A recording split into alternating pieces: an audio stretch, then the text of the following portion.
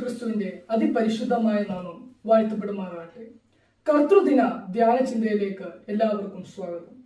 ആരാധനയോട് ബന്ധപ്പെട്ട് സെഫന്യാവിന്റെ പുസ്തകം 3-ാം അധ്യായം 5-ാം വാക്യം വായിക്കുവാൻ ആഗ്രഹിക്കുന്നു. സെഫന്യാവിന്റെ പുസ്തകം 3-ാം അധ്യായം 5-ാം വാക്യം. യഹോവ അതിന്റെ മധ്യേ നീതിമാനാകുന്നു, അവൻ നീതികേട് ചെയ്യുന്നില്ല. നാം 3-ാം അധ്യായത്തിലേക്ക് കടന്നു വരുമ്പോൾ യെരൂശലേമിന്റെ പാപത്തെ കുറിച്ച് നമുക്ക് അവിടെ കാണുവാൻ കഴിയും. 1 മുതൽ 4 വരെയുള്ള വാക്യങ്ങളിൽ നാം അവിടെ കാണുകയാണ്, പ്രഭുക്കന്മാർ, ന്യായാധിപന്മാർ, പ്രവാചകന്മാർ, പുരോഹിതന്മാർ ഇവരൊക്കെയും നീതികേട് പ്രവർത്തിക്കുന്നതിനെ കുറിച്ച് നാം കാണുകയാണ്. താഴോട്ടുള്ള വാക്യങ്ങളിലൂടെയൊക്കെയും നമുക്കത് കാണുവാൻ കഴിയും. 5-ാം വാക്യത്തിലേക്ക് കടന്നു വരുമ്പോൾ അവിടെ പറയുകയാണ്, യഹോവ അതിന്റെ മധ്യേ നീതിമാനാകുന്നു, അവൻ നീതികേട് ചെയ്യുന്നില്ല. ഞാൻ ഇവിടെ ഒരു പദം നമുക്ക് വീണ്ടും വീണ്ടും കാണുവാൻ കഴിയും. യഹോവ അതിന്റെ മധ്യേ എന്നുള്ള പദം നാം അവിടെ കാണുകയാണ്. താഴോട്ടുള്ള വാക്യങ്ങളിലേക്കൊക്കെ കടന്നു വരുമ്പോഴും നമുക്കവിടെ മധ്യേ എന്നുള്ള വാക്ക് വീണ്ടും വീണ്ടും കാണുവാൻ കഴിയും. 5-ാം വാക്യത്തിൽ പറയുകയാണ്, യഹോവ അതിന്റെ മധ്യേ നീതിമാനാകുന്നു. ഇന്ന് നാം കർത്താവിനെ ആരാധിക്കുമ്പോൾ, ആ കർത്താവിനെ സ്തുതിക്കുമ്പോൾ നമ്മെ ഒന്നാമതായി നമ്മെ ഇവിടെ ഓർമ്മിപ്പിക്കുന്ന കാര്യം എന്ന് പറയുന്നത് നീതിമാനായ ഒരു കർത്താവിനെയാണ് നാം ആരാധിക്കുന്നത്. 5-ാം വാക്യത്തിൽ പറയുകയാണ്, യഹോവ അതിന്റെ മധ്യേ നീതിമാനാകുന്നു. നീതികേടുകൾ നടക്കുമ്പോൾ, നീതികേട് നടക്കുന്നിടത്ത് അതിന്റെ മധ്യേ നീതിമാനായിരിക്കുന്ന ഒരു കർത്താവ്, അതേ നീതിമാനായ ഒരു കർത്താവിനെയാണ് നാം ആരാധിക്കുന്നത്.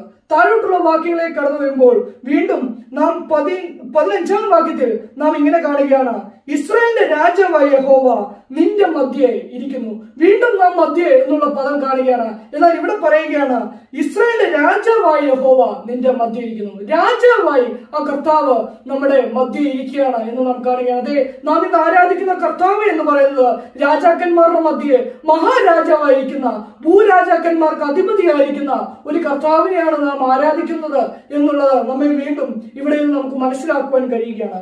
വീണ്ടും നാം താഴോട്ടുള്ള വാക്യങ്ങളിലേക്ക് കടന്നു വരുമ്പോൾ 17-ാം വാക്യത്തിൽ നാം ഇങ്ങനെയാണ് കാണുന്നത്, നിന്റെ ദൈവമായ യഹോവ രക്ഷിക്കുന്ന വീരനായി നിന്റെ മധ്യേ ഇരിക്കുന്നു. വീണ്ടും നാം കാണുകയാണ്, അവൻ നീതിമാനായി മധ്യേ ഇരിക്കുന്ന ഒരു കർത്താവാണ്. അവൻ രാജാവായി നമ്മുടെ മധ്യേ വസിക്കുന്ന ഒരു കർത്താവാണ്.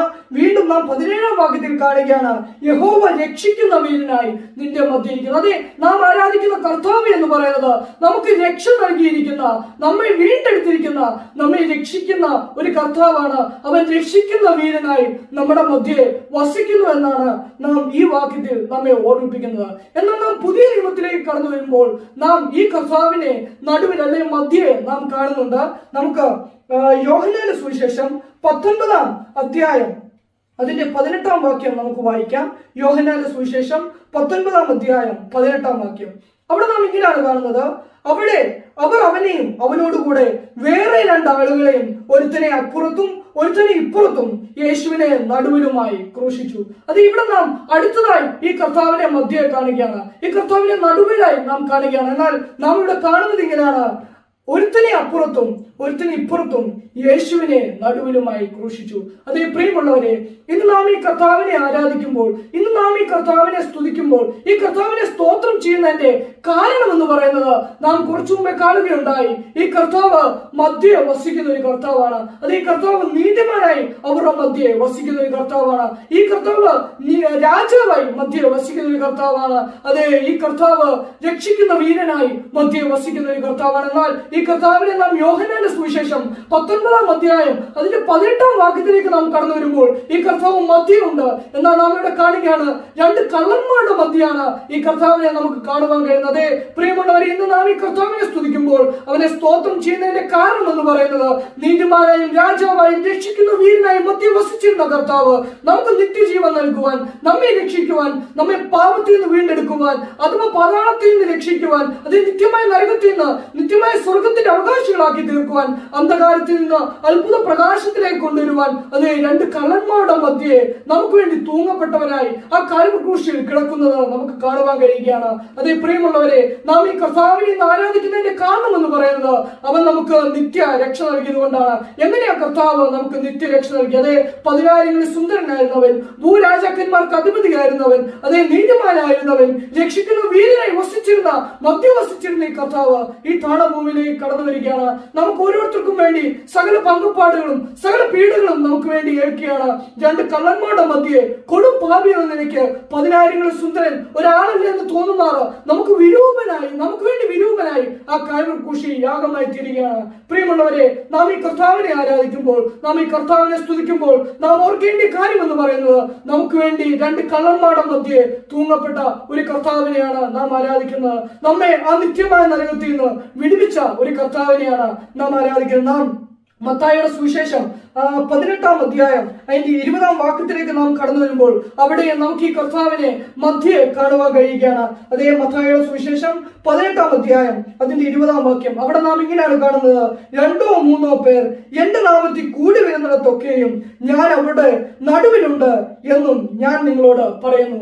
വീണ്ടും ഈ കർത്താവിനെ മധ്യേ അല്ലെങ്കിൽ നടുവിൽ നാം കാണുകയാണ്. എന്നാൽ 20-ാം വാക്യത്തിൽ നാം ഇങ്ങനെയാണ് കാണുന്നത്: 2-3 പേർ എന്റെ നാമത്തിൽ കൂടി വരുന്നിടത്തൊക്കെയും ഞാൻ അവരുടെ നടുവിലുണ്ട്. ഇന്ന് നാം ഈ കർത്താവിനെ ആരാധിക്കുമ്പോൾ, ഇന്ന് നാം ഈ കർത്താവിനെ സ്തുതിക്കുമ്പോൾ, അതെ നമ്മൾ യുവാക്കന്മാർ, യുവതിമാർ, സഹോദരന്മാർ, സഹോദരന്മാർ, അതേ മൂപ്പന്മാർ, സുവിശേഷന്മാരൊക്കെയും ഒരു ആരാധനയെ നാം ആ കർത്താവിനെ ആരാധിക്കുകയാണ്. എന്നാൽ നമ്മുടെ മധ്യേ അദൃശ്യനായ ഒരു വ്യക്തിയുണ്ട്. അതേ ആ കർത്താവ് നമ്മുടെ ആരാധനയെ സ്വീകരിക്കുവാൻ നമ്മുടെ മധ്യത്തിൽ, നമ്മുടെ ആരാധനയെ ശ്രദ്ധിച്ചുകൊണ്ട് നമ്മുടെ മധ്യത്തിൽ ആ കർത്താവുണ്ട്.